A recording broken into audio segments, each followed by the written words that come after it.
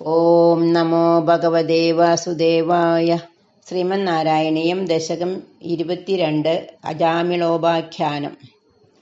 അജാമിളോ നാമ മഹീസുരപുരാ ചരൻ വിഭോ ധർമ്മപദാൻ ഗൃഹാശ്രമീ ഗുരോർഗിരാകാനനമേത്യ ദൃഷ്ടവാൻ സുദൃഷ്ടശീലാം കുലടാം മദാകുലാം സ്വതപ്രശാന്തോപി തഥാ ഹൃദാശയഃ സ്വധർമ്മമുത്സൃജ്യ തയാ സമാരമൻ അധർമ്മകാരീ ദശമീ ഭവൻ പുനഃ ദദൗ ഭവൻ നാമയുധേ സുതേരതിം സമൃത്യുകാലേ യമരാജകിങ്കരാൻ ഭയങ്കരാം ശ്രീനഭിലക്ഷയൻ ബിയാ പുരാമനാക്തോ സ്മൃതിവാസനാബലാത് ജുഹാവ നാരായണനാമകം സുതം ദുരാശയസ്യാപി തഥാത്വനിർഗതത്വദീയനാമാക്ഷരമാത്രവൈഭവാത് പുരോഭിപേതുർഭവദീയ പാർഷദാഃ ചതുർഭുജാ പീതപടാ മനോഹരാഃ അമും ച സംഭാഷ്യ വികർഷദോ ബടാൻ വിമുഞ്ജതേത്യാരുരുദുർബലാദമി നിവാരിതാസ്തേ ച ഭവജ്ജനൈസ്തദാ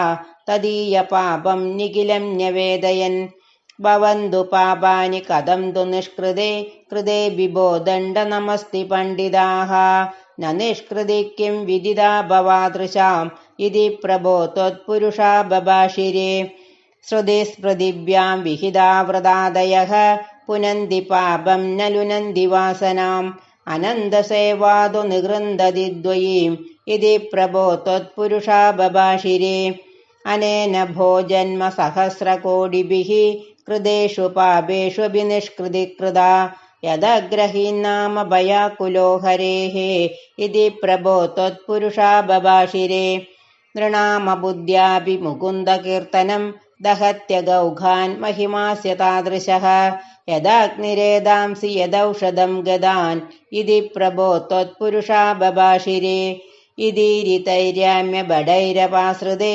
ഭവത്ബഡാനാം ച ഗണേ തിരോഹിതേ ഭവസ്മൃതിം കഞ്ചന കാലമാചരൻ ഭവത്പദം പ്രാപി ഭവത്ബഡൈരസൗ സ്വകിങ്കരാവേദന ശങ്കിതോ യമഃ ത്വദംഘ്രിഭക്തേഷു ന ഗമ്യതാമിതി സ്വകീയഭൃത്യാന ശിശിക്ഷതുച്ഛകൈഃ സദൈവ വാദാലയനാഥ പാഹി മാം.